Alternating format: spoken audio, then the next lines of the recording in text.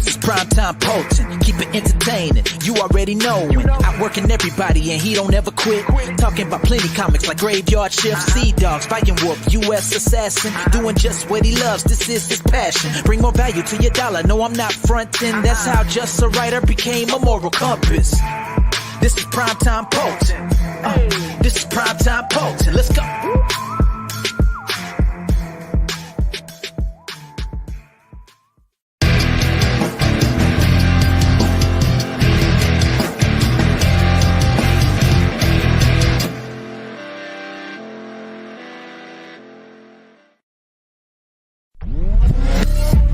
It's all about the boom. DMC, baby. It's all about the boom. Cowboy Phil, baby. Hit him with the body slam, elbow drop. DMC, Cowboy Phil, laid pie guys. What you see in the ring are two monsters. Energy of a king and of a rock star. Yeah, drop kick, probably make your heart stop. You ain't ready, super scary and they staying on top. Hit a ding ding, better watch yourself. It's TMC and Cowboy Phil. Lay pie guys, yeah, they the real deal. It's TMC and Cowboy Phil. 2 times a week, you can't compete. They body slam you down, now you taste the beat. The champions, they legendary, nobody like them. Coming for the belt, yeah, they coming for the title. Hey, it's all about the boom. TMC, baby. TMC, yeah. It's all about the boom. Cowboy Phil, baby. Let's go. Cowboy Phil, baby. Hey, hey, hey, hey, yeah, let's go.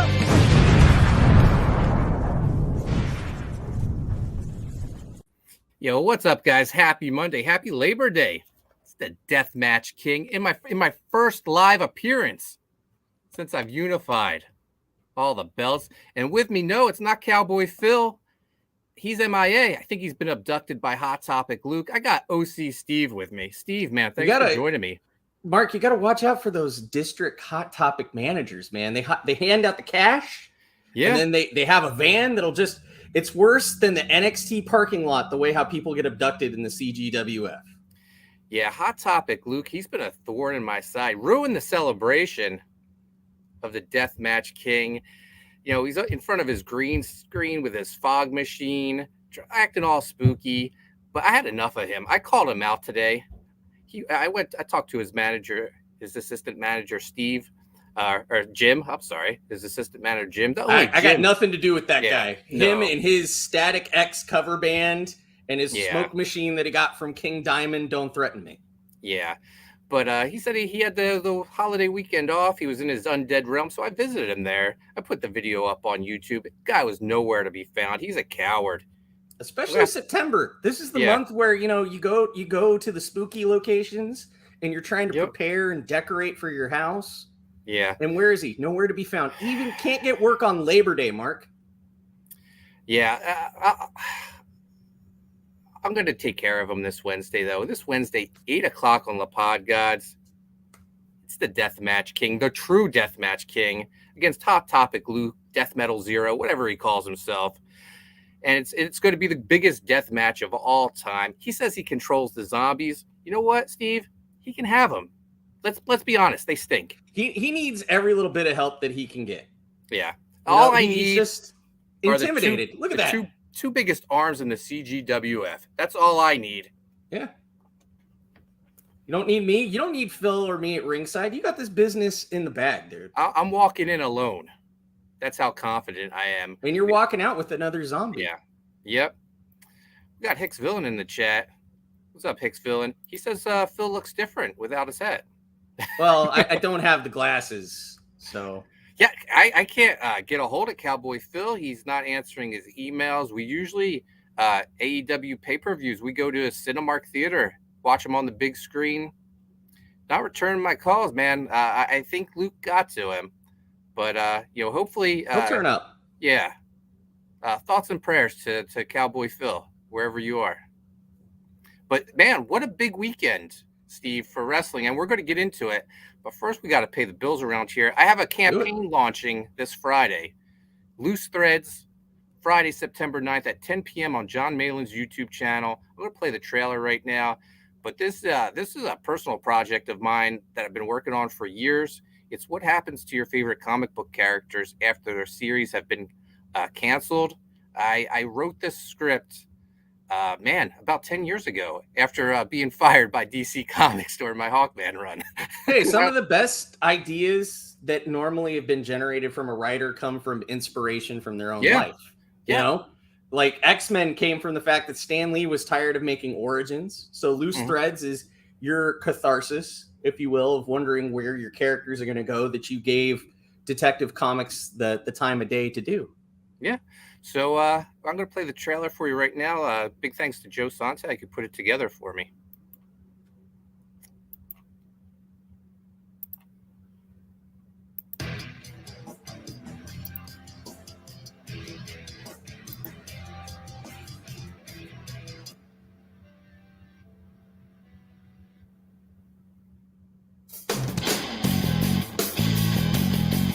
What happens to your favorite comic book characters when their series are canceled? A group of heroes break into the real world to track down their creator and demand to finish their stories so they can fulfill their destinies. Written by Mark Poulton, writer and co-creator of Graveyard Shift. With art by Cesar Madaro. Comes this beautifully illustrated 80-page graphic novel. Featuring a jam cover by the legendary George Perez and Cesar Madaro.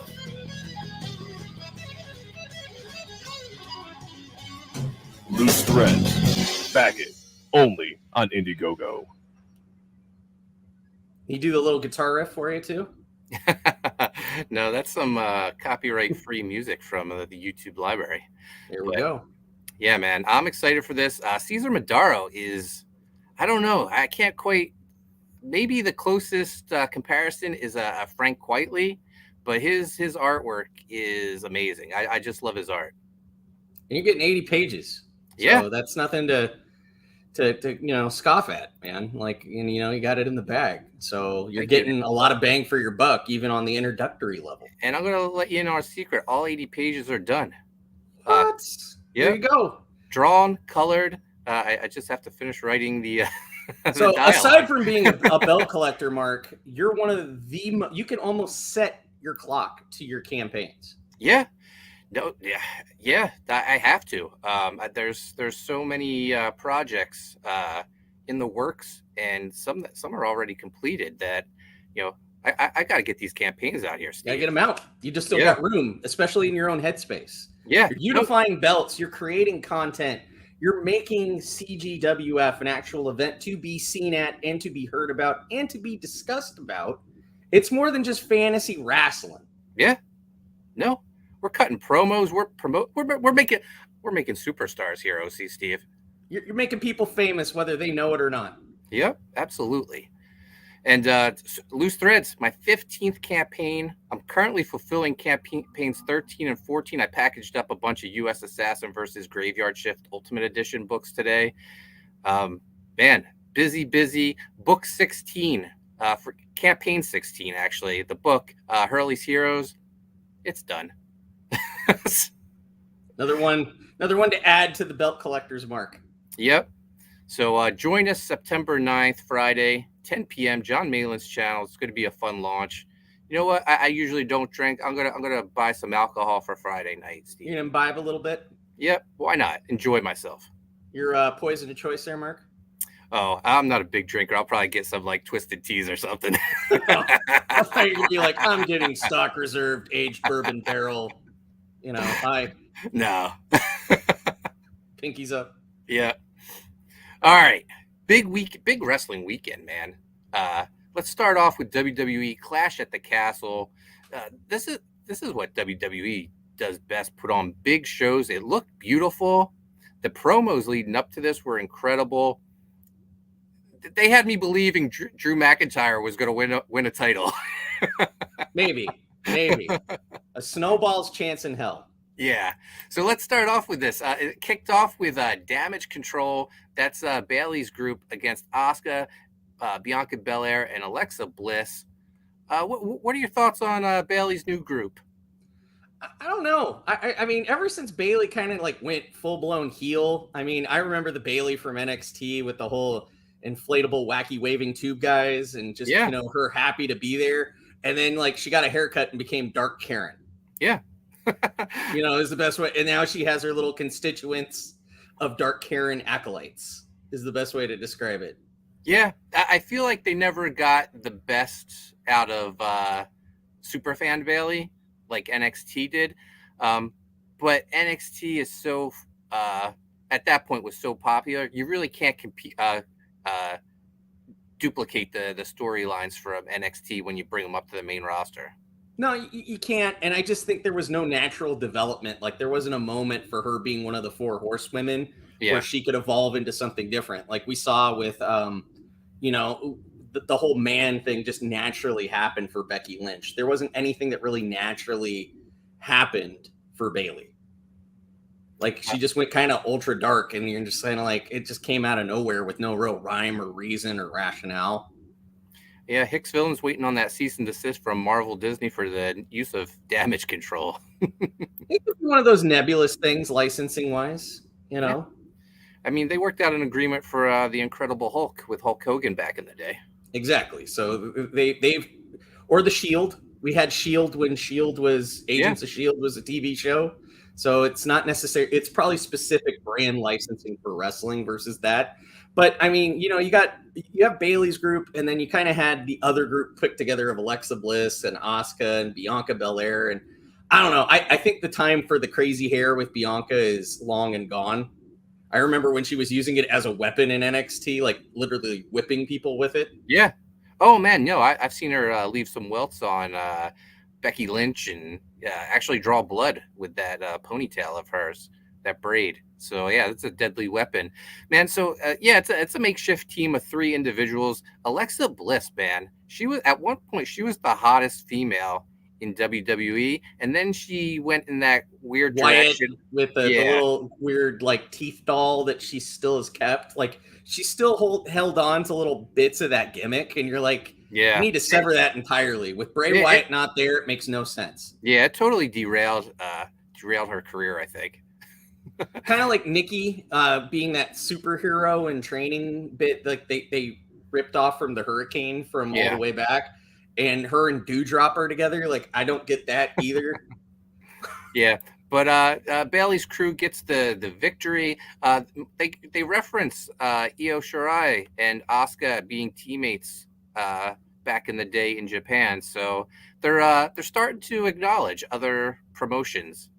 It's funny when you change the stewardship of the brand, and especially it's in a market that the WWE has never been able to penetrate and create and get an actual like foothold in, and that's the Japanese market. Yep. Hicks Villain says Lily is a huge merch seller, so she's stuck with it. All right, next up, Intercontinental Championship match, Gunther versus Sheamus. And I'm not gonna lie, this match was the match for me. Match of the night, yeah. Yep, hands down, because this was just a good old-fashioned, hard-nosed, hostile wrestling match between the ring general Gunther, or Walter, if you know him from other places, and Sheamus. We haven't really seen too much of Sheamus, obviously, since they kind of cut him and Cesaro. Sheamus has kind of been like this like pub brawler kind of guy, but we got to see him back in the old Sheamus garb. Yeah, and Imperium back together. They moved, who was it? Da Vinci from NXT. Because that's a European, I mean, that's a German name, me being German. I just, my cousin Da Vinci just comes out of nowhere. Yep. So Imperium back together. Like you said, Sheamus back in trunks. Butch Pete Dunne, he wrestled house show the other day, and he was wearing his Pete Dunne gear. So I have a feeling Butch is going to become Pete Butch Dunne pretty soon. But man, this was a hard-hitting. What the heck? Do you hear this? I have some sort of. Oh, I have like some ad or something playing in my ear. Can you hear this? No. No? Okay, that's weird. I don't know where it came from. Is Phil trying to call for help from the great beyond? Maybe. That Luke has something to do with it, I bet. Spooky stuff, man. Yeah, no, this was a hard-hitting classic. I one thing Triple H has done, he's put some prestige back to these secondary titles like the Intercontinental Championship. Bobby Lashley's putting in a lot of work with the U.S. title too, so that's good to see. Yeah, it was just a good hard-nosed wrestling match. There wasn't really too much build-up to these two guys going at each other, and I think it was great because obviously they're catering to a European crowd. And, you know, Sheamus was kind of the hometown favorite a little bit, but there was a lot of give and take in that match. And I just like Walter. You know you're going to get a bruised, just beaten down, hard-nosed match, no matter who he's going against. Yeah. Is it fair to say Sheamus is underappreciated, Steve? I think he is. I think a lot of the times when he first came out, they didn't really know what to do with him. Great, you make fun of the fact that he doesn't have a tan with John Cena and you called him mayonnaise, but the guy actually can go in the ring. And for a big guy, he has a lot of mobility. Yeah, and the Intercontinental title is the one championship that's eluded him so far. So I wouldn't be against seeing more Gunther Sheamus matches. They're sound matches. It's like watching like a hard-nosed New Japan match where you don't care about the story. They're going to figure it out in the ring. And you could tell these are two guys that are familiar with each other where they were just going. It was just wrestling. You could just tell that they were working the progression of the match as it went. A lot of those spots where they were catering to the crowd with the clubs outside the ring on the apron, doing that whole bit. So I enjoyed it. It was a good old-fashioned WWF match at a WWE event, if that makes any sense. Yeah, no, I agree. Next up, SmackDown Women's Championship match. Liv Morgan, who's been booked as a very weak champion, she took on Shayna Baszler, and she gets the W. Which was, remember, this was in a parallel world. Type 1 could have been with Liv. Yeah. It was just one of those weird matches. I don't know. Like, Liv just hasn't clicked for me as a champion. And especially going against somebody like Shayna Baszler, who has a long litany of mixed martial arts background and then, decided later in life to come to the WWE. You're like, I don't care that Liv trained with Matt Riddle. Like, they tried to build her up a little bit. Like, oh, she's trained with Matt Riddle. It's like, well, calm down. That guy doesn't even wear shoes to the ring. So, like what in this little bit of time is she going to absorb under the learning tree of RK Bro to take on Shayna Baszler? Yeah. So she just hasn't won me over yet. Doesn't mean she will or won't in the future. It was just kind of an odd pairing. And she squeaks out a victory. It wasn't a strong showing for her. So they're still, showing her off as a weak champion. Do you think eventually Ronda Rousey gets her hands on her and wins the belt back?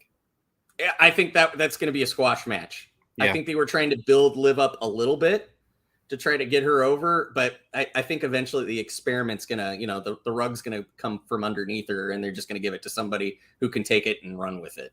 Yeah. Next up, we get Edge and Rey Mysterio versus Judgment Day. Edge comes out in a lucha mask. I enjoyed this match for the ending, and I hope. You know where Dominic learned that clothesline from. He learned that from his dad, Eddie Guerrero.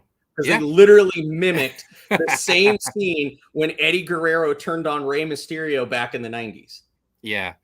Yeah, I've been hoping for this for a long time where Dominic turns on Rey and it becomes like his real dad, Eddie Guerrero. It lies, he cheats, he steals. This is a fun storyline. I think it took a little long to get here, and we've had to endure Judgment Day, which I liked Judgment Day when it was Edge's group, but then when they quick shifted and turned Edge babyface because Randy Orton got hurt, I've kind of lost interest in Judgment Day. It's just they've been trying to find an identity. And I know, obviously, being the New Japan guy, I know a lot about Prince Devitt, aka Finn Balor. Mm-hmm. And it's just weird that he hasn't really established his own identity as like this leader of the group. Like, it was kind of a hand-me-down, and he's there, he's acting, with Punishment and Martinez and hanging out and doing that whole bit. But I've just waited for him to actually add his own spin, his own little tweak to this group. And with having a little more creative opportunities now, since there's somebody who was a former wrestler and creative, you hope that other shoe eventually drops with Judgment Day. Otherwise, it's going to be kind of a weird, awkward experiment. Do you think you'll get a Dominic Rhea Ripley pairing, and Rhea will be his mamacita? Oh, you mean we're gonna do like we're literally recopying a storyline, and he's gonna be Eddie, and she's gonna be China? Probably. Yeah. The one thing with Judgment Day, Rhea Ripley's the breakout character of the group. Rhea Ripley's solid. She's one of those people that could literally cross that barrier and could be either a U.S. or Intercontinental champion, wrestling guys, kind of moving that intergender barrier back and establishing it in the WWE to bring them into another age of wrestling. And I think she's one of those few people that could do it and do it well. And I could see Dominic following her around, big puppy dog eyes. He loves when she beats him up. It's a love-hate relationship. So it's like Joker, Harley Quinn. Yeah. It's just Rhea Ripley's the Joker. So. All right. Next up, we get Matt Riddle versus Seth Rollins. Seth Rollins' entrance gear has gotten more flamboyant. Him coming down looking like Elton John on a bender. I was gonna say the build up to this match really got my interest with the when they did the dual promos and they were in separate. And you got Riddle just like, "No, bro, I'm gonna beat you." Yeah. "No, bro, I'm gonna do it." And like Seth's giving it his all. He's being all full wacky zany, and then you just got Riddle going, "Nah, I'm gonna win. I'm Matt Riddle." It's like, come on, man. You got to work on that a little bit. You can go in the ring, but I would say Riddle turned it on. I think when Seth Rollins brought up Riddle's family and his wife leaving him, and this kid's wanting nothing to do with him. But Seth really had to pull. Really had to pull tug of war wise, like he was dragging a dead mule across the line to get Riddle to finally get activated. Like, no, you're getting paid to do a wrestling match, Matt. This is a give and take. You're the good guy. I'm the bad guy. Hicksville says, good thing the Mysterios did the family feud before Clash. Yeah, they went up against Miz's family.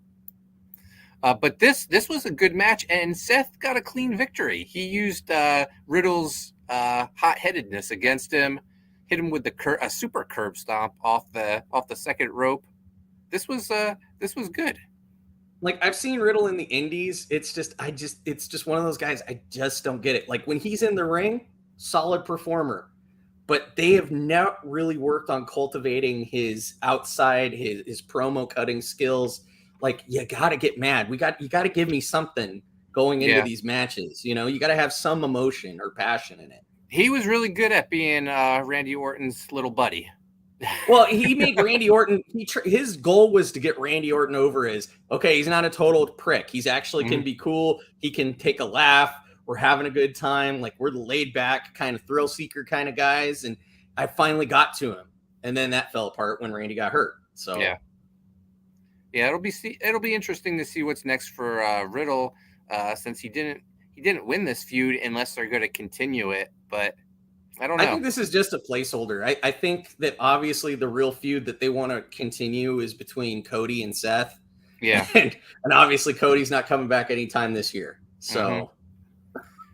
And then it's main event time. Roman Reigns defends the undisputed championship against Drew McIntyre. What a great package they put together for Drew McIntyre. They had the Shattered Dreams theme song, which I feel like everyone was craving and hoping he was coming out to, but they just played it for that package, and then he came out to his normal, his current theme. But man, for a brief second, I really thought Drew was going to win the belt. Well, they've had so many Usos now, or Fatus in the family system, that I was surprised that finally this is where they decided to debut his other cousin that showed up to kind of help him with the win. Yeah. You know, like, I just thought it was just going to be a clean match and let Roman win, and he's just going to come out strong. They need a couple of those, because the problem is now, like, everybody interferes with the Roman Reigns match. Yeah. We got Austin Theory coming out trying to cash in, and Tyson Fury knocks him out. And then he's never going to cash that thing in. I think that's great. Like, wait all the way till WrestleMania. I think it's almost become a gimmick of Theory, because he's such a jerk that, like, I almost love to see him fail every time he cashes it in. Yeah, and then as you mentioned, Solo Sikoa makes his main roster debut, helping his cousin Roman retain. And Solo Sikoa, who you see every week on NXT, he is the younger brother of the Usos. And like Hicksville says, we got an Us World Order. We're just giving them free ideas. So Hunter, if you make a UWO shirt, you're welcome.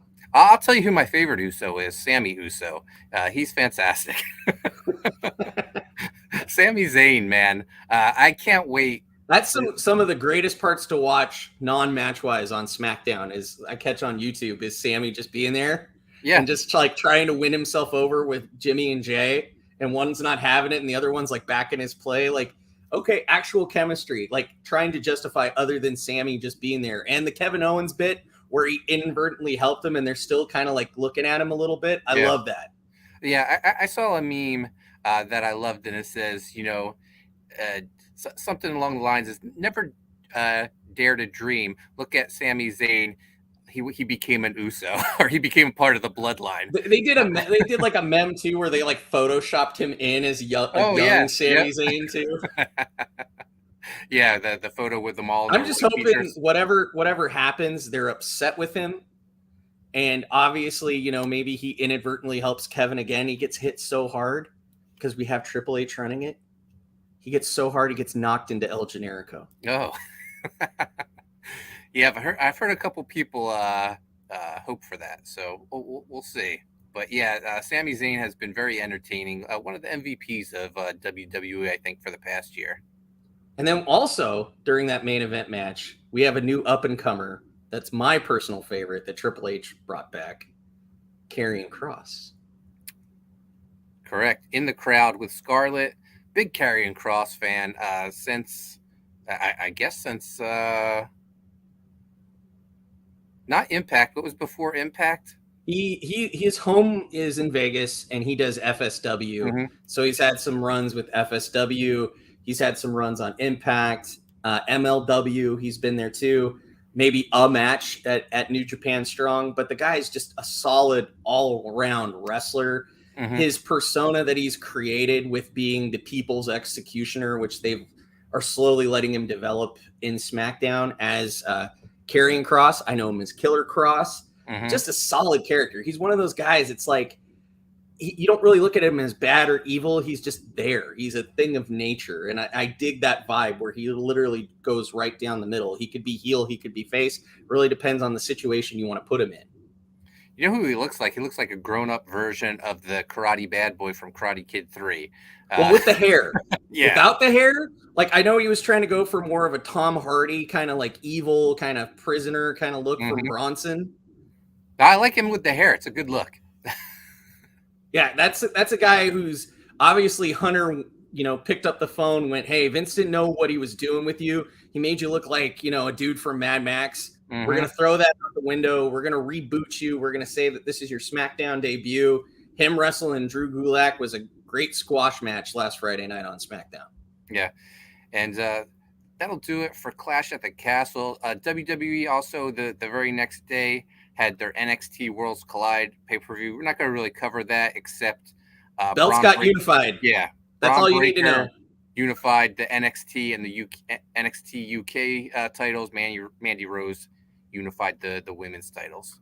And we got a unification of the tag titles. So there's that. Yep. And now on to AEW. Woo! They've been the talk.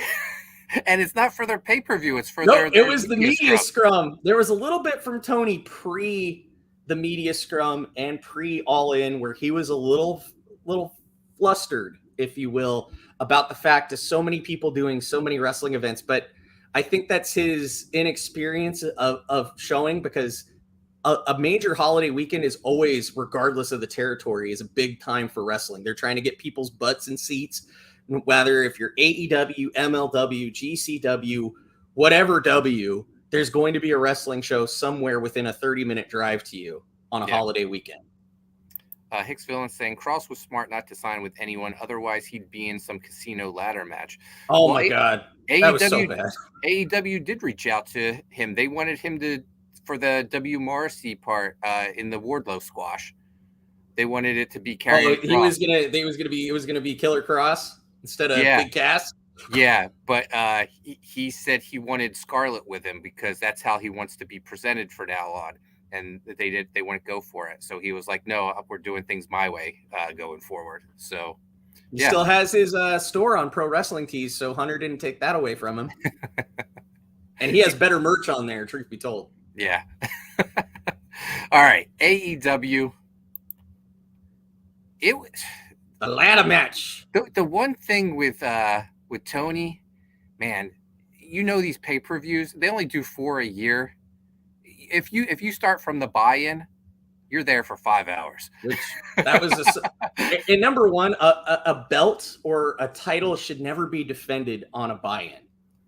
That whole Pac match for the Atlantic belt. Now they got too many belts, number one. Oh, of course.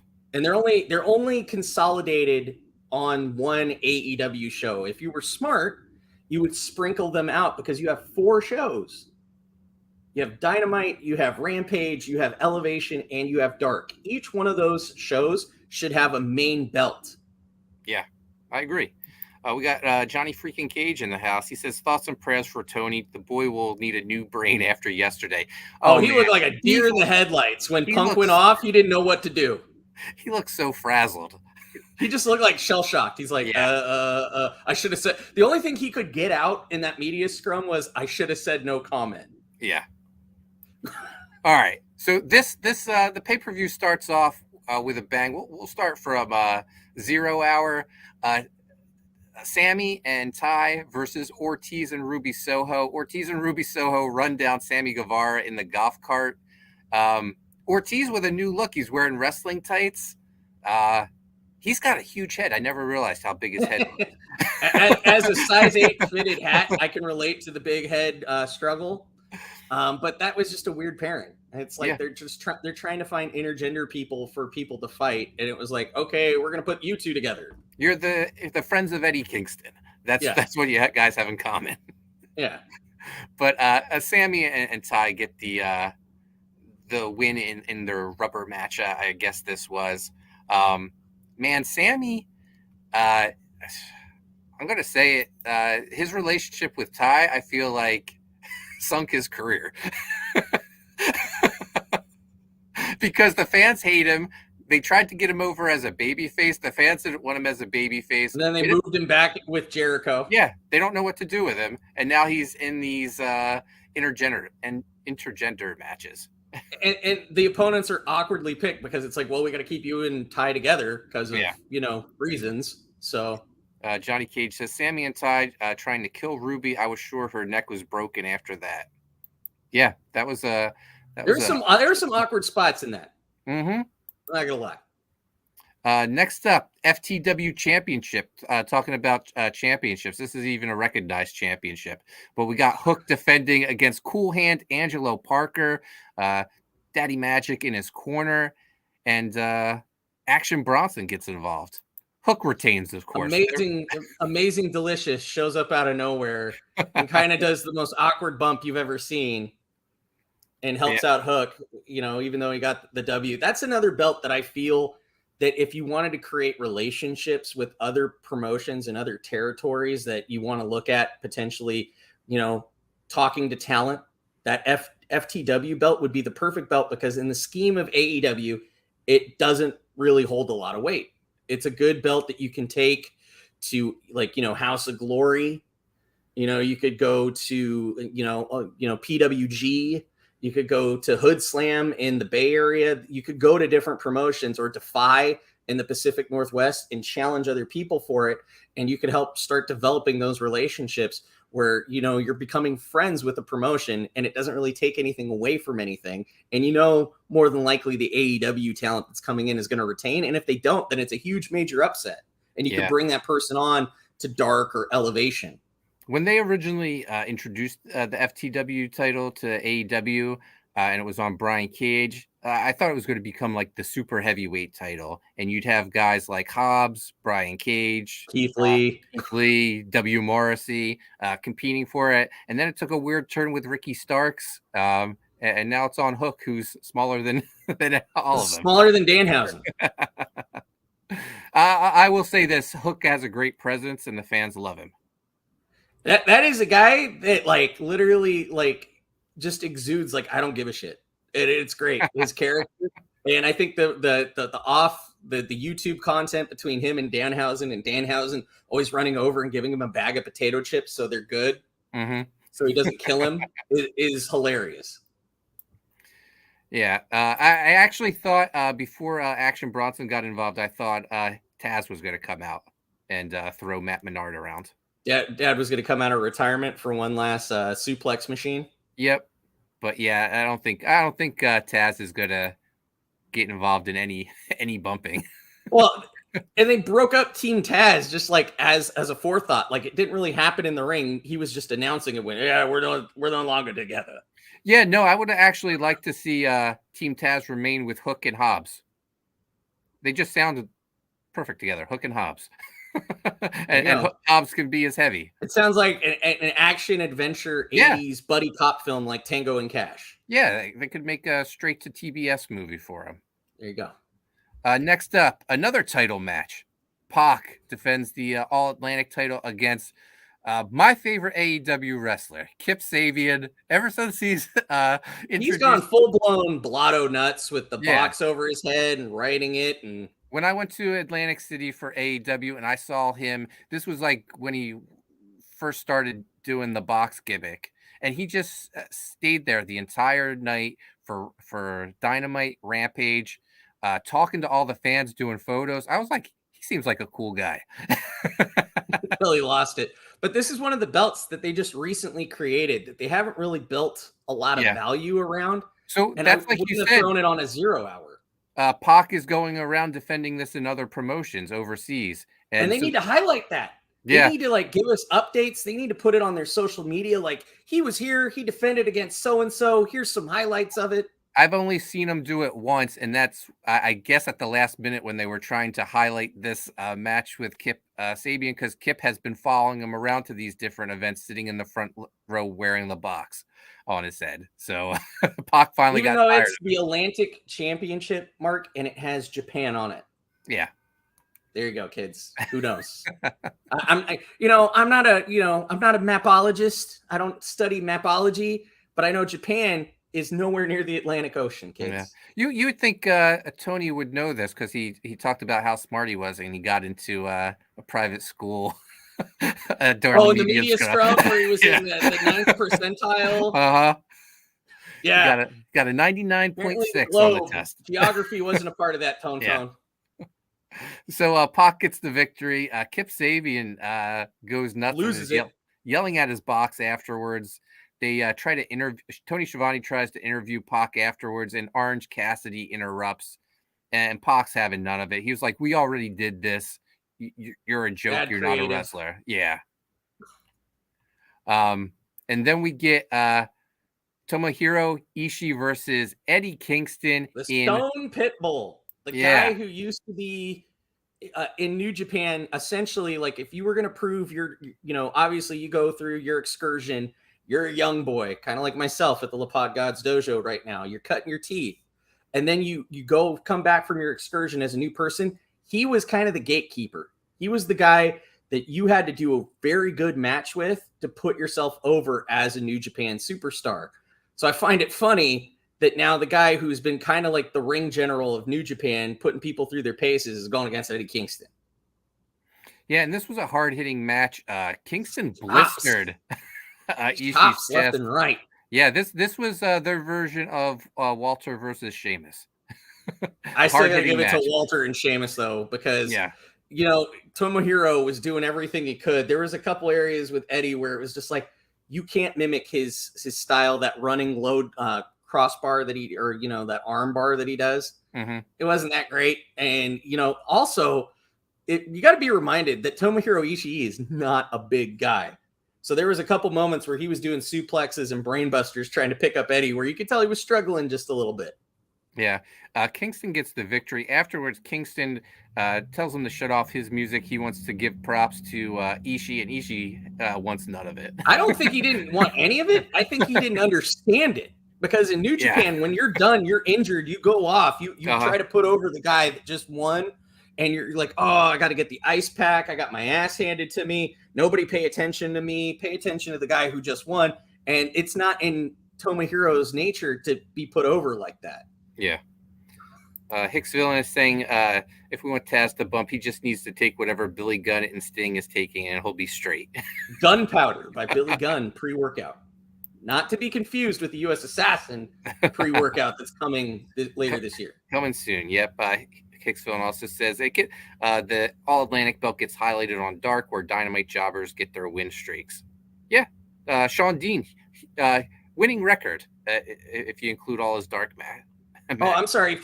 5 total promotion. Everybody keeps on saying 4 for Tony Khan, but I keep on forgetting Ring of Honor. So. Yeah. And Hicksville says Kingston did a similar match last week at House of Glory with Marufuji, and they talked about that during the match as well. Yeah, that this was his tribute to Marufuji. All right, next up, so now we're into All Out. That was just the first hour, the pre-show. Yeah, now we kick things off with the Casino Ladder match. We get Claudio, Wheeler Yuta, Penta, Rey Fenix, Roosh, Andrade, Dante Martin, and then the Joker.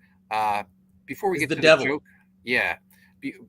Before we get to the Joker, the Devil, man, Dante Martin had some great spots in this match. He's a guy. Like, here's my thing with the 5 shows that Tony Khan has now. You need to make one of those shows like a 205 Live. You need to turn it into where these are really guys that are developing, you're cultivating them as a talent. They're incredibly green, but that doesn't mean you can't put on a good show. Like, I think Elevation would be perfect. Like, literally, you're elevating these talents with AEW fans. You're bringing them up. You're raising them up. You're cultivating them. It plays into the name. A guy like that should be a superstar in Elevation. Do you think Ring of Honor gets their own show? Meaning, like, you think honestly, this is what I would do. Like, crystal ball wise, if OCSteve was Tony Khan, you turn Ring of Honor into the touring developmental. You have it go into other areas. So if AEW's on the East Coast, Ring of Honor's on the West Coast. And never the two shall meet. You keep ROH, and then for your big 4 events of the year, that's when they clash. But you build them up as a brand. They have separate titles. The Pure Belt's perfect for ROH. It has different rules that you won't see. You're creating differences in each of the promotions, and then you use Elevation and Dark to funnel into those 2 shows. You turn ROH into NXT. Yeah, I'm all for it. So during the match, it's time for the Joker, and all these masked men come out dressed all in black. I thought we were getting Dork Order 2.0. Like, they just couldn't afford the costumes and the goons like they had at I was thinking Retribution had taken over. We're gonna get T-Bar and Slapjack and Mason. Yep, yeah. They were back. And one of the masked men climbs the ladder. He takes down the casino chip and he unmasks, and it's Stokely Hathaway, who's been putting together this motley. He's just been handing business cards to the most random people in the back. Yeah, starting his own promotion. This is Tony Khan's 3rd promotion that he's starting. Stokely Hathaway Wrestling with Ethan Page, Gun Club, Lee Moriarty, and W. Morrissey. AKA Big Cats. Yeah. And then the Joker comes out in a mask. And a very nice mask, I'll mind you. That wasn't just like they went and saw Death Metal hero Luke and asked for a mask off the rack. That was almost a Jeff Hardy Willow looking mask. Yeah, I was going to say very Slipknot like mask, and Stokely hands him the chip, and he teases that he's going to unmask, but then no, he does it. It was just a weird way. You had all these guys, and there is a little controversy with the Battle Royale at the beginning because Andrade's been saying a lot of cryptic stuff tweet wise, that he's out, that he's free. Without saying that he's starting to look again. And, they had that whole roundtable meeting where don't take offers from Triple H, but he's one of the few guys that's been very subtle with his stuff. But all these guys were tag teams. They had, stable affiliations. It was just like there were some cool spots in it, and then you just totally Like it fell apart. Like a wet paper towel by having Stokely and his goons come in and take the poker chip. Johnny Cage says those ladders were sandbagging the whole match. There were some great spots, though. Comic Book Bob. Oh, yeah. The Canadian Destroyer that Penta did on the ladder. At one point, Claudio, I thought he was making some. He was awkwardly lifting that ladder. Like, he didn't know what he was doing. Yeah, I thought he was trying to make a scaffold with 2 ladders in an X. And run up the other side of it. That would have been incredible. Comic Book Bob says, I would put Ring of Honor on social media and build the product up. Once there's a bona fide product to shop around, then you get a TV contract. Yeah, make it touring. Right now, don't worry about a TV contract for Ring of Honor. Let the product speak for itself and go into markets. Like, look, I'm on the West Coast, Mark, and AEW's been here once to the Forum in 3 years. Then have ROH tour those areas that you don't want to go to. Yeah. Comic Book Bob says Stokely is turning into the Harvey Whippleman of AEW. It's just a land of misfit toys. I thought the Dark Order was kind of weird, but Stokely is running his own thing. So honestly, as we progress talking about this pay-per-view, the worst thing that they did, and Phil has talked about this, is that they set something up and finish it in the same night and in the same show. They should have left the mystery of who the devil was for weeks. Mm-hmm. And also in that process, you can build up other heels on AEW. CM Punk starting to get paranoid, thinking that everybody around him's coming to get him. It could be MJF. It could be somebody else that we've never seen before. Hell, it would have been a great way to introduce Marty Scurll. He could have just beat the crap out of him real quick. Mm-hmm. Could be Danhausen. Like, he could have the mask and go, hey, look, I got this mask. Like,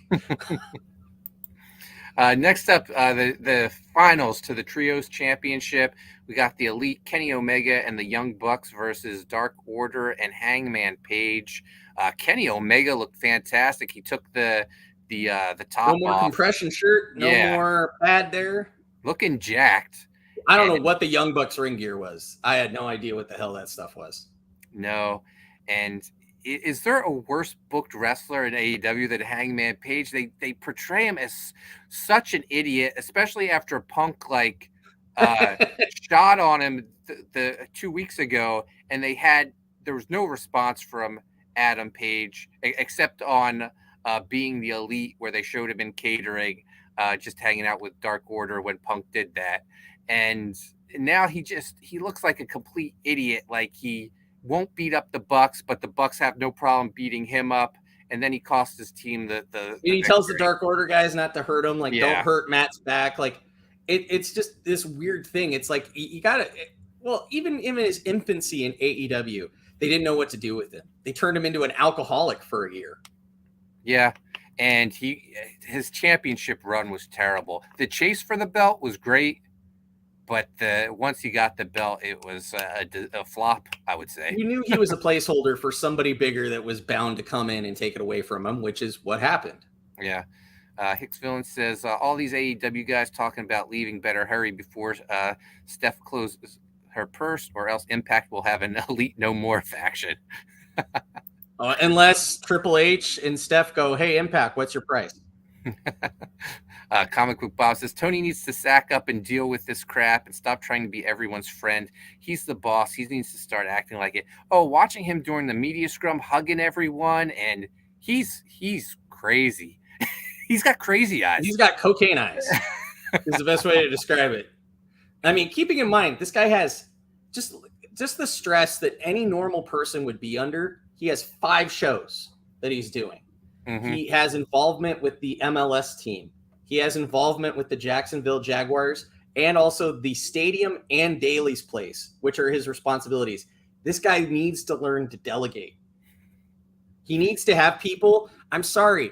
It was a great idea when you started AEW that it was going to be a promotion for the boys, but Cody caught wind of what was going on and got the hell out of Dodge before this became bad.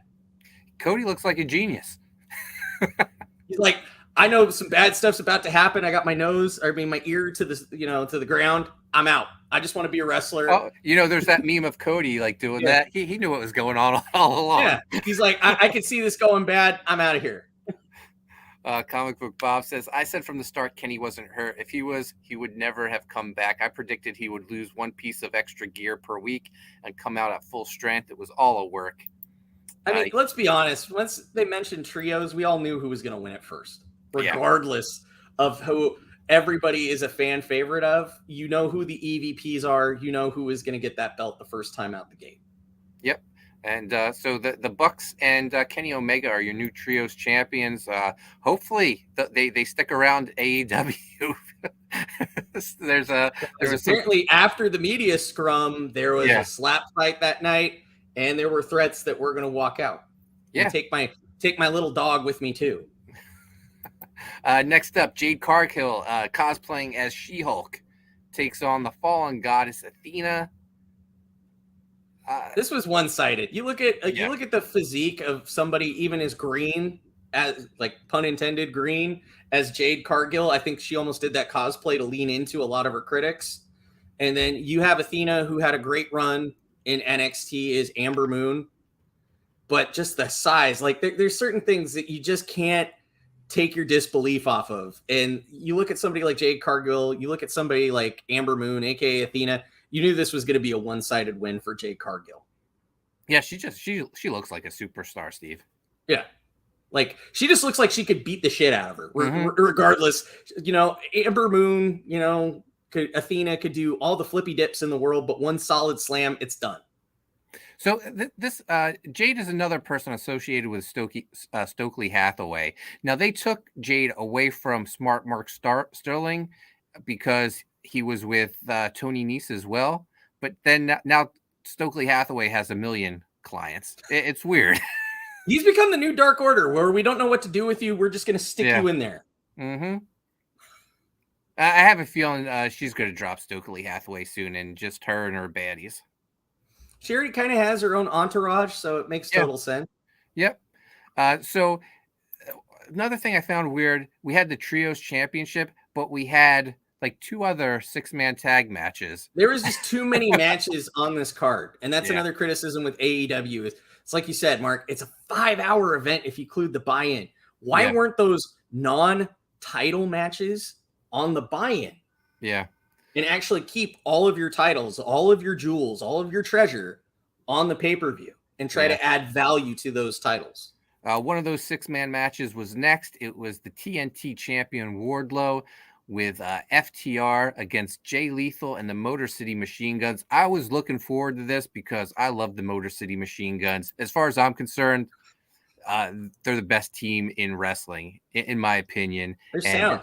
Yeah, and I think they may have won themselves a job, Steve, if they're available.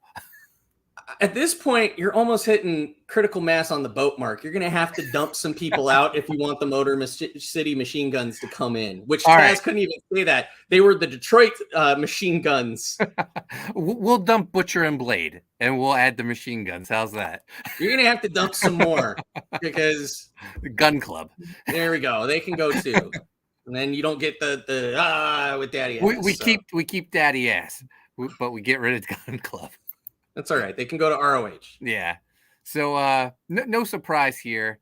FTR and Wardlow get the victory. Sanjay Dutt being the super heel, wearing the fight like an 8-year-old brat T-shirt. And they got that giant guy. That giant guy can go too.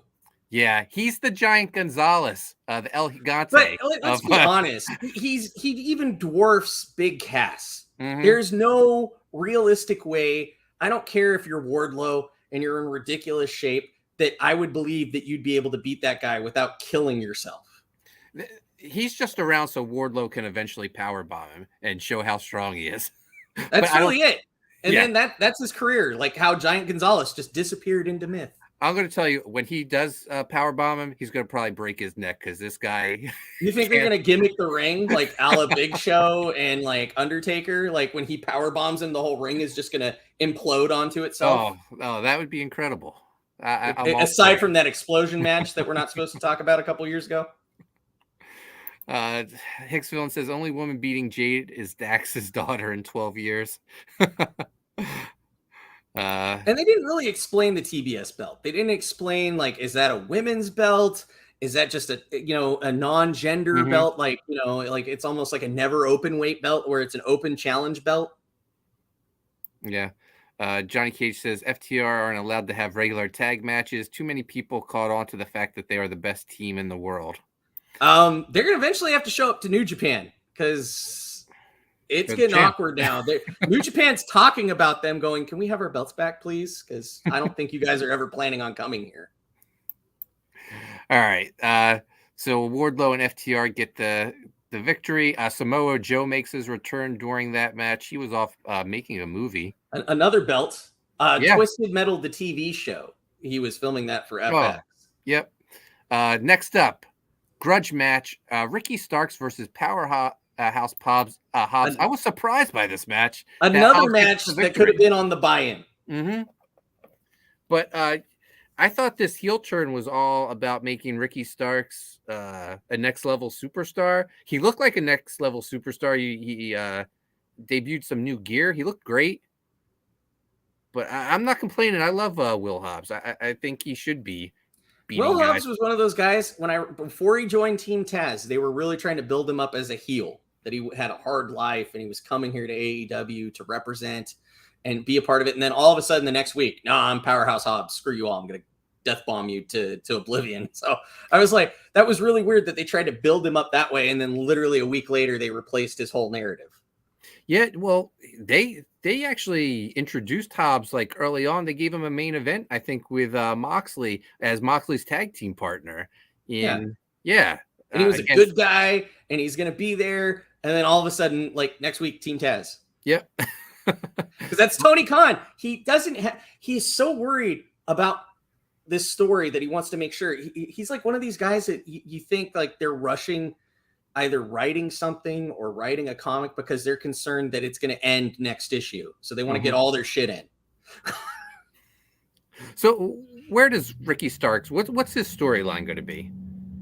I almost thought we're going to see Ricky go heel. I mean, not heel. Sorry. He was heel. He was going to go face because when he lost the FTW belt, he had a very, he was really trying to plead to the crowd. Like, hey man, I've been there. I've been with you. I'm tired. I've been looked down upon. I've been frowned upon, but I'm going to be here for you as a wrestler. And then Hobbs came in and knocked him in the next week. So I really thought it was going to be a face turn for him. Yeah, I still think he's going to be a baby face, but I don't know. Like, is he going to be like an underdog baby face where he I think that's perfect for him. And I think that he's one of those guys that, please, Tony Khan, let him go through the hero's journey. Let him take a bunch of L's. But then finally, like, he goes against a guy like Pac and wins the Atlantic belt. And then has that charisma, has that swagger. He's great on the mic. He could go show in Europe. That's essentially, it's their European belt. Let's really be honest with what the Atlantic belt is. So that's what I think they could do. And they could show the brand to European wrestlers and go, oh, wow, Ricky Starks is something new, different. Let's start watching AEW so we follow this guy. Hicks Villain says Starks will get beat up by Anthony Ogogo next. He's going to take a bunch of L's until he finally moves up. Johnny Cage says Ricky should be on the show more than Garcia and Yuta. He's better than both. Next up, we have AEW World Tag Team Championship. We got Swerve in Our Glory versus the Acclaimed with Daddy Ass. The Acclaimed were over like nobody. This they've been building the Acclaim up. And they just killed the Acclaim in the same night. I think it's going to be a very hard road for them to try to rebuild the Acclaim after this. Last night was the night they should have put the belts on the Acclaim. That crowd was. You had the momentum. You had everything going. And Chicago is a fickle crowd. You know, they either love you or they hate you. There's no in between when it comes to Chicago. And they were loving the Acclaim. That's when you capitalize. You give them the belt. You give them like a run until the next pay-per-view event, until Full Gear. But they killed it. Yeah. And the storyline with Swerve in Our Glory is like they keep having miscommunications. So I thought last night was the night that one of their miscommunications finally cost them the belts, and you would get and they had another awkward media scrum. Yeah. Too. That like a lot of people are paying attention to the CM Punk thing, but Swerve was talking for him more than Keith Lee. And he was pretty much mentioning, like, the rest of you didn't know who the hell I was. None of you cared until we were put together. None of you cheered for us until we actually had a gold belt. Like, he was being straight. Like, I didn't think that was a work or a shoot. I just thought it was him being 100 truthful. The journalists were questioning Tony on why didn't he put the belts on the Acclaimed. Yeah. I think Swerve was getting pissed off about it. And Keith Lee, he was too nice, but I think he was pissed off too. I think Keith Lee's a little bit more reserved. Yeah. So, but I mean, and then Billy Gunn being there didn't really do anything. I thought if they were going to lose to Swerve in Our Glory, because they hadn't really built up this rivalry that much at all, I thought it would have been better to have the Gun Boys show up and then screw the Acclaimed in some way, shape, or form, or they lose it. Maybe they throw a chair into their dad, and it's their dad holding their chair above their head, and then the ref points it, and then they don't. It's not a clean finish. Like, they get screwed out of it somehow. Yeah. Hicks Villain says there will be a rematch. The crowd enjoyed that too much. Yeah, Tony even basically said there was going to be a rematch at the Arthur Ashe Stadium show. Which I think is smart now, because if you don't have them win now, then you've killed the Acclaim. And I think Swerve was pissed off about that. Swerve's mad they brought back Hit Row. Swerve doesn't need to be with Hit Row. They look terrible on SmackDown when they came out and rapped. And they interrupted the Maximum Male Models, who I think are fantastic. That's just a great gimmick. Douchey guys that are like in great shape and hate everybody.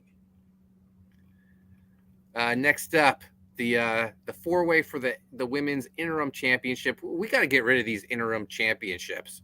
Well, number one, Mark, it may not be an interim, depending on another person being very vocal on their social media as well, in the form of Thunder Rosa. Yeah. So you got to sift through some of what Tony's saying, what she's saying, and, use your critical thinking skills. But a lot of people think that Thunder Rosa's fed up because she's not very well received in the back room with Britt Baker. There's a little bit of a little conflict going on there. Yeah. So she wants out. Well, Thunder Rosa's championship run has been lukewarm. Yeah. Lukewarm at best. Yeah. We got Eddie Winkler in the chat. What's up, Eddie? Thanks for joining us. So Toni Storm is your new women's champion. We had some interesting interactions with Jamie Hayter and Britt Baker. Britt cost Jamie Hayter the belt at one point, and they went at it. I still don't get why Sheeta's there. We have enough female talent from America. I get that was originally to augment the AEW roster till they found American homegrown talent or European talent or Australian talent in the form of Toni Storm. But, well, she's the champ with another promotion, and Tony loves having belts on his show. That was a Kenny Omega call, is having Sheeta there. So I honestly thought it should have boiled down to Toni Storm versus Britt Baker, and it should have just been the two of them going at it. Yeah, I have no complaints with Toni Storm winning the belt. She looks like a star, and I don't know. I've always been a fan of hers. Yeah, I mean, originally it was supposed to be Toni Storm versus Thunder Rosa before whatever happened. Next up, Jungle Boy versus Christian Cage. The match that shouldn't even have been on the pay-per-view. Now, when Jungle Boy returned from Christian's beatdown, and they had Luchasaurus immediately leave Christian and side with Jungle Boy, I thought that was a big botch on Tony's part. But if all along it was just to trick Jungle Boy, because Luchasaurus attacked Jungle Boy before the match even started, slammed him on that big grid. On the pyro grate. Yeah. On top of everything else. That's the grate that catches all the pyro, so it does go into the audience and it aims up. So that thing is like a griddle. And you saw the back of Jungle Boy when he was taken off that and thrown into the ring. It looked like he was a hash brown. And then Christian got the easy squash victory. This Christian, when he first turned on Jungle Boy, I thought he was ready. He should be the world champion, and then build up to a Jungle Boy return. But I feel like with everything that's happened now in AEW, you can't put the belt on Christian because there's so much more interesting stuff going on with the company. Just their internal squabbles are more interesting. I think that's what, if you look at YouTube this morning, nobody's talking really about all out. They're talking about the media scrum and the fallout from that. Hicks Villain says Jade is the real women's champion. Time for 2-belt Cargill. Comic Book Bob says Sheeta is better than all of them. She was the one who carried them through the pandemic. And we all saw Tony Storm winning the belt. Yeah. So squash match. Christian gets the victory. This feud isn't over. That's something like I wish they just would have done it like in the 0 hour where, you know, Luchasaurus got him and like choke slammed him. And then obviously, you know, maybe like they just exit out and then Christian gets mad. Like, so you actually create a little build up in this 3-way animosity that he gets mad at Luchasaurus. He's like, I wanted you to hurt him, not kill him, you know? Next up, American Dragon Bryan Danielson versus Lionheart Chris Jericho. It was the Daniel Garcia on a pole match. Daniel Garcia just sitting there like... Chris Jericho gets the victory, but no resolution to the Daniel Garcia. Jericho, you weren't there to celebrate with us and the rest of the JES and Taya Conte and the other girl that they took from the Dark Order. So there's there's no female representation. The Dark Order just blow it up at this point. Just hit the implosion button and make it go away. Like everybody, 5's left now. Obviously, I wouldn't be surprised that you hear Colt Cabana gets fired in the next week. Probably. Well, where'd they send Colt Cabana over to Europe? With Evil Uno, another member of the Dork Order, to promote the AEW game at Gamescom. Yeah. Because that was important.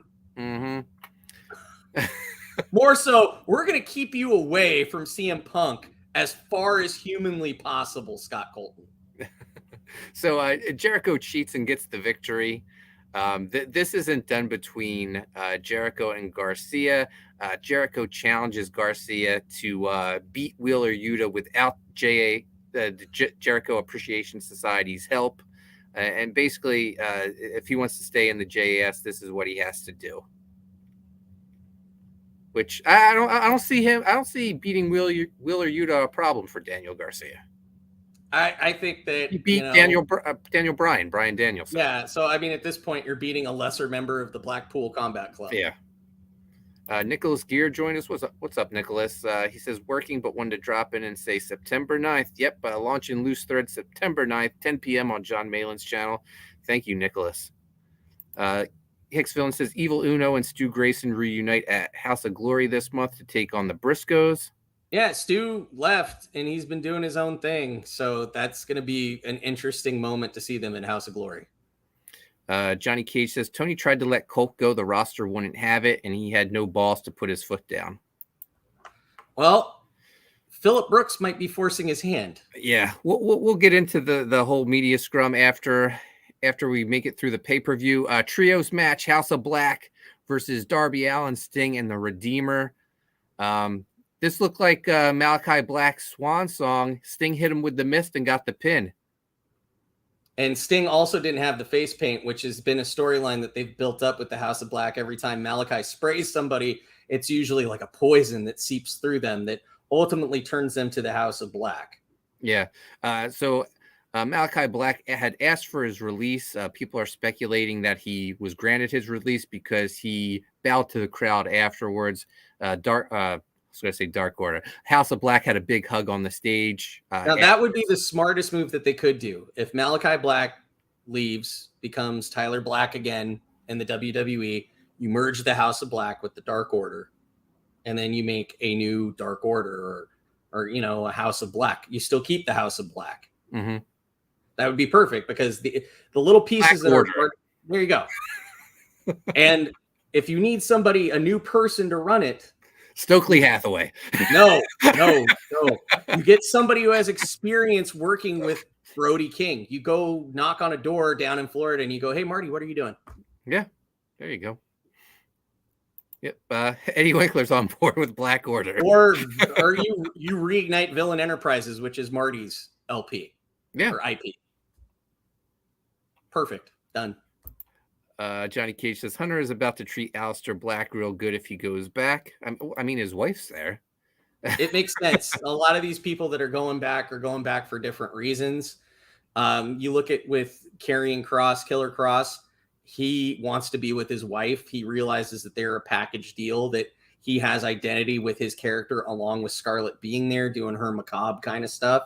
And he's not willing to negotiate that. It's either you do it or you don't. Johnny Cage is saying, isn't Black Order just the nation of domination?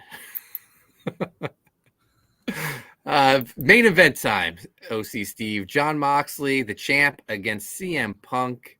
Jon Moxley waiting in the parking lot all night to come out.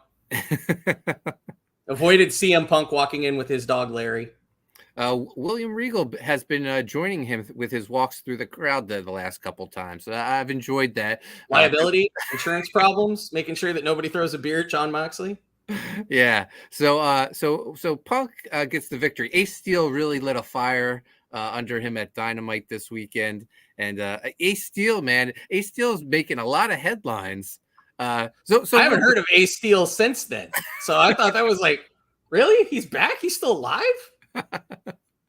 So let's just say CM Punk gets the victory. He's celebrating, lights go out, and the Joker reveals himself. Which should have been done like before Full Gear. It should have been a mystery. Leave stuff a mystery. Leave fans speculating. Leave fans talking. They should have Black Scorpioned it, like NWA back in the day, where the Black Scorpion was tormenting Sting for months. And then they finally revealed it, and it was just Ric Flair. But it was still buildup. It was still controversy. It's still a conversation. You don't need to pay off a bit that you create in the same episode or the same pay-per-view. You can actually have longevity and build a story arc. So what I want to know is MJF with Stokely Hathaway and the Island of Misfit Toys, or did he just hire those guys? I don't even know what they're going to do with that. They got so much road to toe with the fallout of CM Punk. I think that MJF is an afterthought. I thought it was great to do that little bit where they recorded his voicemail. You could tell that wasn't like literally MJF sitting there with his own phone. Yeah. I get that there's been contract negotiations and there's been challenges, and they've had challenges with MJF backstage and trying to develop him, but you knew he was going to come back at one of these big events. So one thing is, they were in Chicago and the audience was totally behind MJF. And they asked Tony about this during the media scrum. We'll get into the scrum now. And CM Punk was not happy about this. He said it undermined their babyface champion and tried to make him look bad. That they bring out MJF, who's obviously is going to be seen as an anti-authority figure and loved by the audience. And they bring him out to confront CM Punk. I think CM Punk just killed whatever they were going to try to initiate with MJF. Yeah. And now that writer's pool and that creative team needs to figure out what they're going to do with MJF because he let the cat out of the bag. Yeah. Well, CM Punk was not a happy guy. We go to the media scrum, and this is more, the next half hour is more entertaining. It was him headhunting because he was at that. You can go back on YouTube and watch it right now. It's only 30 minutes. But he didn't even get asked a question about Colt Cabana. He was picking out people from the press specifically and calling them out because those were the guys that were running all the dirt sheet articles talking about how he was mad and how he was treating everybody badly and his fallout with Hangman Adam Page. He was intentionally going for people. And then he asked that one guy, he's like, where did you learn improv? Like he did his research going in there. He was going in on full attack, and he looked at that guy and he goes, oh, you trained with Colt Cabana, huh? And then he went on to a tirade about Scott Colton, a.k.a. Colt Cabana. Johnny Cage says this medium scrum was the main event of the night. Yeah. And that's a sad thing. Nobody's going to remember this pay-per-view because it's going to be dwarfed by what happened. And I think Punk was already pissed that he had to lose on such an initial first time with Jon Moxley. Like, that was the worst booking, putting that on Dynamite and having him just lose so quickly. He was already pissed about that. That was strike one. And then this stuff with Hangman Adam Page. And then strike three was having MJF come out at the end to trump his victory. So all bets were off. And you know what kind of fill we're going to get in that circumstance. So some of the highlights, Punk said he dropped the lawsuit against Colt Cabana when he found out Colt's shared a bank account with his mom. His mommy. He said that the two people who have financially gained off the name CM Punk the most are Vince McMahon and Colt Cabana. He's not lying. And he said he tried to take Colt Cabana to the top with him, but Colt Cabana never wanted to see him on top. He was coming out with fire because aside from all this, I'm a hockey sweaty, and he was looking at that one guy wearing the Pittsburgh Penguins sweater, and he was just hating on him too. Yeah. He was coming out like the player haters ball. I hate you. I hate you. I hate your guts, and I hope the worst things in life happen to you and only you. Tony, don't say a word. CM Punk out. Yeah. He insinuated that the Bucks were the ones leaking stuff to the press, saying he was trying to get Colt Cabana fired. Nick, specifically of the Young Bucks, was the one leaking stuff out. Yeah, and word on the street after the scrum, Punk and Ace Steel got in a fight with Omega and the Bucks. I just don't see Kenny ever actually real fighting. I'm sorry. Word on the street is Ace Steel bit Kenny Omega, and Nick Jackson got knocked out. I wouldn't be surprised. I see Kenny Omega as a wrestler. I just don't see him as a fighter, you know? I'll tell you what, Ace Steel and CM Punk need to find a third, and they take on the Elite for the trios belts. I go get Eddie Kingston. He could go. He needs something to do. Oh, CM Punk doesn't like Eddie Kingston. I think that would be great. It would add more to it. More controversy. That's all controversy wrestling. It should be ACW. Comic Book Bob says Punk is a diva, but I put the onus on this on Tony. Tony needs to put his house in order. Yeah, Tony's letting the inmates run his house. Tony's gone full-blown fanboy, Mark. He is gone fanboy critical mass, and he doesn't know how to reel it in. The only other time that we actually saw Tony reel it in was that first year, that December show where the Dork Order was not punching that guy, and then you noticed he took creative control of the entire show. Yeah. Hicksville says that we're still waiting on today's BTE. Oh my God. That'll be a good episode. Well, you got two camps now. He's not an EVP, and he carries the same weight in the hierarchy. Like, just aside from kayfabe, this is a company, right? Tony Khan's the head. The second is the lawyer with that little all-tell meeting that they had last week. And then below them, creative-wise, are the EVPs, which are the Young Bucks and Kenny. That's your hierarchy. And then you have, Christopher Daniels as talent relations. And then you have Matt Jackson's wife as the head of merch, along with Pro Wrestling Tees. So that's your infrastructure of your company. CM Punk pretty much came in, kicked the door open, and went, I don't give a shit about your structure. I do what I want. I say what I want. This guy wanted me as his prize toy over you guys originally. And now he has me, and I'm going to run buckshot on all of you. Calling them children, which, there's some fair criticism of what Punk has to say. He's put a lot of people over, and he hasn't gotten a lot of love in the process. He is a diva, too. So another thing that set him off was all the legends that are available for the young talent. And he says, and you have a guy like Hangman Page saying in interviews that he doesn't take any of the legends' advice. He doesn't need it. Hangman Page is getting painted as an idiot. But he shot himself in the foot. Yeah. With that. I would have never said that, even if I thought that. And you have guys like Mark Henry, Dean Malenko, Jerry Lynn there. You have Christopher Daniels. You have Samoa Joe. You have Jay Lethal. You have all these resources of guys that have come before you, that have all held championship gold, that have been a part of multiple promotions, that can give you the keys if you literally go, hey, give me some notes. Like, I want some pointers. And you decide you're too cool for school? Yep. Nah. D-Wag in the house. What's up, D-Wag? Johnny Cage says a lot of people there don't get the chance because of nepotism. Johnny Cage calling him the couch cowboy. Number one, the whole gimmick that they presented, like, I never thought that I would still be seeing Hangman there. I think Hangman, it's hard for a lot of areas of the United States to see a dude named Hangman as your champion. So when Punk finally leaves and Swerve and Our Glory join the scrum, you see a security guard run off. Apparently he's breaking up the Young Bucks. That guy that just darted? Yeah, CM Punk fight. We're trying to bring you the timeline so you understand if you go to the dirt sheets. And Punk looking at Dave Meltzer, giving him the death stare. was another great moment in that Yeah. media scrum. You gonna talk some more shit, Dave? You gonna talk some more shit? So, man, that media scrum was fantastic. The Jericho highlight of comes in, tries to smooth everything over as the cool uncle. So near yeah, end. the Bucks took off. The Bucks were supposed to be part of this scrum. So I think Tony Khan called Jericho and said, "Hey, can you come out and save this?" And he comes in, he's like, "Hey, everybody, it's me, the cool uncle. Party Yeah. time. We all had a good time, right?" And he whispers when he leaves. He whispers something in Tony Khan's ear. I can only imagine it was probably like, "Oh, hell's broken loose, Tony." Yeah.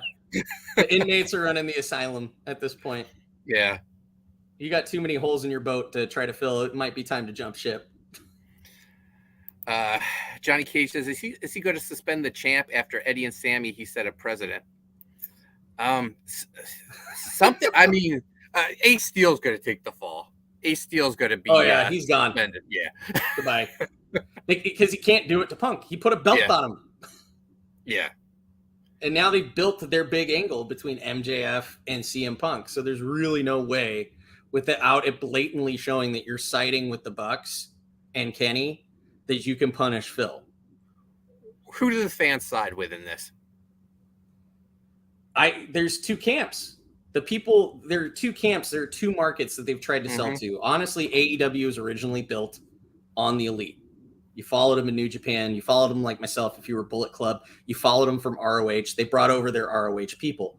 Now this is the second generation, kind of like Image Comics. You had your first generation of Image Comics. Your second generation of Image Comics talent are all the people that Tony has brought over. All the toys that he's been able to buy. Your Bryan Danielson, your Cesaro, your CM Punk. These established main event guys.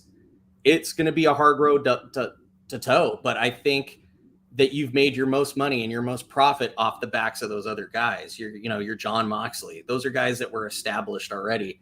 If he does the smart play, he'll pick the guys that have already been established.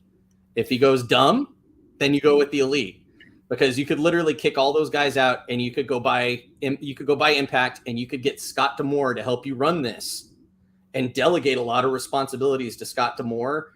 You already have Delirious from ROH. You have a lot of guys that could help you be these EVPs, and you don't need the Elite. Hicks Villain says, Kingston Pie facing Sammy seems innocent compared to biting someone. So before this rematch, it almost seemed like they were turning Punk heel with getting squashed by Moxley, him blaming it coming back early on his foot. But that storyline was basically dropped, and he was full on babyface in his hometown of Chicago. This media scrum could easily turn him heel if they want to go in that direction. Well, I think Jericho alluded to it. Obviously, that Chris knows what's going on. He's one of I would call Jericho a silent EVP. They're not very boisterous, but he carries weight in that locker room. He talks to Nick. He's like a player coach. Exactly. So him saying that MJF could easily be the best face in this company, just follow what Chris said and run with it. Everybody, CM Punk has heat on him right now, so lean into it. Yeah. You could get Hangman involved in this. The crowd would pop huge if Hangman ever confronted CM Punk. Three-way for the title. MJF, CM Punk, and Hangman Adam Page just happy to be there. Eddie says they need to do something with Miro. Well, if Malachi Black is gone, let's be honest what they did with him, Mark. Like they had him go to this ethereal space, and that's when he magically descended from the heavens to become the Redeemer. He's the leader of the Black Order. Him and Lana. There you go. Lana could be the new Scarlet over there. Yeah, Lana's the leader, and Miro is her general. Yeah, perfect. Yeah, somebody needs to, because that thing's gonna fall apart, and those other two guys between Buddy Matthews and Brody King are solid. Eddie Winkler's taken off. Thanks for joining us, Eddie. Happy Labor Day, Eddie. Jericho is the closest thing they have to Undertaker. He's the guy that runs he's the judge of wrestling court, probably. Julia can enter the Miro space. Like, are we doing like a whole pit thing? Like Miro space is like Shimmer space? Hicks Villain says Grand Slam is close enough. I'm not sure what they're referring to. But yeah, that'll do it. I think we covered all the highlights in the media scrum. That is enough drama that'll last you. Just go watch. Yeah. We can describe it, but watch it in its entirety. It's free on YouTube to watch. I'm surprised that Tony still left it up. I know. Because there's a lot. Like CM Punk did not hold back. The level of profanity in that, I don't know how he got away with it. And then they always have that one AJ kid that's there who's like 12. Uh-huh. I hope somebody had earmuffs on that kid, for the love of God, because CM Punk did not care that kid was there at all. Yeah. So it's so crazy in such a short period of time. We went from being so elated that Vince was away out of WWE and Hunter was taking over to now the main storyline is AEW is in disarray. The locker room's in turmoil. The inmates are running the asylum because the problem is the guy cutting the checks is a fanboy. Mm-hmm. I can't wait. You know whose take I can't wait to hear on this is Eric Bischoff on 83 Weeks. Because Punk went straight at him with that Adam Cole comment. Yeah. Oh, Eric Bischoff's favorite wrestler, Adam Cole, and I don't give a shit what Eric Bischoff thinks. So the two takes I want to get from this are Eric Bischoff's and Jim Cornette's. Oh, Jim Cornette has to be loving this. Because Uncle Dave got slapped around by CM Punk in the during that presser, so I'm sure Cornette will love that. But it goes to show, like, when you have too much creative freedom, and even Jericho referenced it when he came up to the podcast, like, you guys need to be more concerned. We all need to be more aware because we have this open forum, this open creativity that we can participate in, right? And Warner Brothers Discovery is eventually, they like even Jericho mentioned that they're up for their contract renewal for TV. Mm-hmm. So we need to mind our P's and Q's. This is not a good look optics wise that we are all killing each other before we get re-upped to be on TNT and TBS again. Yeah, this is crazy. That it sounds like the locker room's imploding. That'll do it for the Pod Gods this week, though, Steve. Actually, no, we're going to be back on Wednesday. Would you like to join me? It's going to be the big death match. It's going to be somebody's got to call it. King. I would be happy to call it along with Phil. Hopefully, the Hot Topic district manager, known as Death Metal Puke, releases the cowboy back. We get him. He runs away from the Spirit Halloween, gets out of the candy jail or whatever the hell's there, and comes back so me and him can do some color commentary while you do what you do best, Mark. Aside from being one of the best gentlemen in crowdfunding comics, consistent, your stuff comes out. It is quality. You get the most bang for your buck, hands down, right? But besides all that, those are your accolades. That's your 9 to 5. You decide to grace us with your presence. You decide to unify the belts. So there's not so much confusion like in AEW. You know that there's one champ. There's one tag. There's one female champion. And that's it. And you helped rectify that and unify those belts. So, there's always going to be petty commentators. There's always going to be people that are going to try to trump your thunder. But you know what we do with them? We turn them into zombies. Yep. And Death Metal Luke. Death Metal Puke. Whatever. Hot Topic Luke. Yeah. He's going down. He's joining my zombie army. And you said there's a women's belt. I want that belt too. Irene, if you're out there, you can't run from me forever. I want all the gold. It's going to now be an intergender belt. We're equals in the CGWF. There we go. See how great you are? You're the great unifier. Mm-hmm. You elevate people. You don't look at that or gender. You just want quality wrestling. No, I'm an equal opportunist, and I create superstars, and my next superstar I'm creating is Hot Topic Luke. You're welcome, Luke. I'm making you relevant.